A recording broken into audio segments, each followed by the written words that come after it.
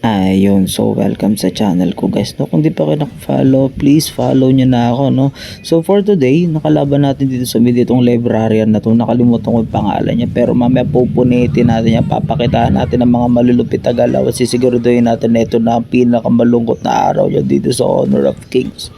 So ngayon, yan, clearing na tayo dito sa mid. Syempre, di natin mahayaan na mag-ready tayo niyan at dadalaw tayo dito sa bot at sisipahin natin yan.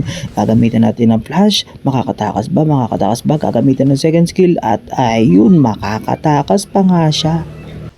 At dito naman uwi na sana ako pero nakita ko meron tao sa bus, sisipahin natin yan. Pero hindi tumama ang ulti natin kaya iiwanan natin yan, hayaan natin magpatay ng mga kampi natin dyan, no? Dito naglalakad na tayo papuntang mid, sisilip pa ako, going good naman, going good. At syempre hindi kompleto ang pagiging mid laner kung hindi ka dadalaw dito sa iba mo pang kakape. Ayun, napatay natin ang Marco Polo. Eto na naman to, etong samurai na to, tatakas ka pa. Siguro naiisip niya na yung mga kasalanan niya nung bata pa siya at akala niya dito makakatakas pa siya, pero di niya alam meron ako natatagong second skill. Pagkatapos natin dumalaw doon, nag-clear ako dito sa mid, no? At mukhang mayroon ditong bakbakan sa babayan. Nakita ko, ramdam ko magkakaroon ng bakbakan. Yung core natin dito, ginugulpi siya guys. Ginugulpi siya, sinubukan kong tumulong. Pero nakita nyo naman naging apat. So ulti tayo palayo, gagamit tayo ng flash, gagamit tayo ng second skill. At tayo makakalayo nga tayo, pero na-burn doon yung mga skills natin, no? Pero at least safe tayo, yun naman ang mahalaga doon. Dito naman nagpanggap akong damo. Susubukan ko sanang agawin pero yan, nalate tayo ng bitaw ng skills. Yan, akala ko nga dyan, ikatatalo na namin yan. Pinanginaano loob, pero nakita ko dito yung mga kalaban.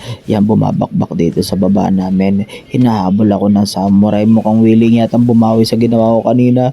Dito, munti ka ko pa mapatay. Ito si baby hook.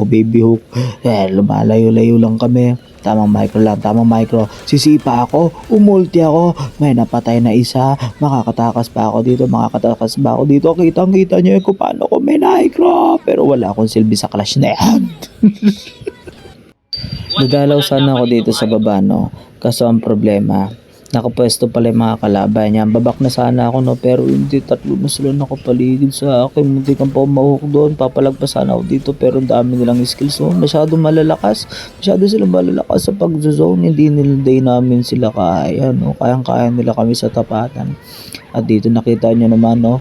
Okay, putik na yan, patay pa rin siya. Dahil napatay tayo dun sa baba, no, dito na lang tayo sa taas. Tamang def lang tayo dito kasi butas na yung tore natin. Pero nandito pala si Marco Polo. Ayun, napatay niya tayo. Pero maling-mali, Marco Polo, ang ginawa mo. Bakit ka naglabas ng sticker? Yari ka sa akin mamaya. At syempre, dahil kating-kati tayong bumawi, nakita ko siya dito sa top, no? Hindi tayo papayag na makakatakas. Yung gusto ko, ang next skill ko, magmumula sa'yo. Kaya eto ang para sa'yo. Dito nga naubos yung kampi ko. Pero akala nila panalo na sila. Pero di nila alam, no? Hindi nila alam na nandito pa ako. Dito nga napachat ako sa kanila na hindi naman nila ako, no? Pupunta lang naman ako sa position para manalo kami sa clash, At yun nga, nagkatotoo sinabi ko. Hintayin lang nila ako. Mapapatay namin yan.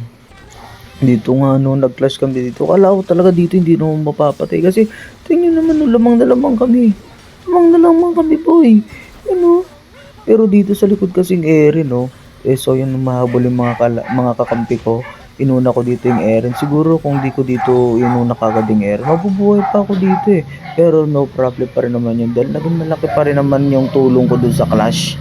Ayan, nakikita nyo naman, tatlo yung tumumba. Ako lang yung namatay dito sa team namin. At eto, pinapatay na nila yung mga natitira. Akala siguro nila makakatakas pa sila. At yung kakampi ko nahiya pa klase. Tininguling kakampi na yan. Sayang yun. At ayun, nag-chat na rin ako dito ng end. Siyempre, sure win na yan Apat yung tumba Isa na lang yung magde-def. At wala nang magagawa. Kaya guys, kapag kayong ganyan, sure win na. Tapusin nyo na. Wala nang mapapalayan Bakit nyo pa patatagalin, no? And syempre, malaking bagay din yung teamwork para manalo. Actually, solo naman tong laro na to. And makita nyo naman, we did our best. Nagtulungan kami, no trash talking. Syempre, yun ang mahalaga dun. And syempre, nag-e-enjoy lang kami. Masaya ako, nag-e-enjoy ako dito sa larong to. Hindi na katulad sa ibang laro. Masyado na kasing toxic, no? So, yun lang guys. Thank you and goodbye.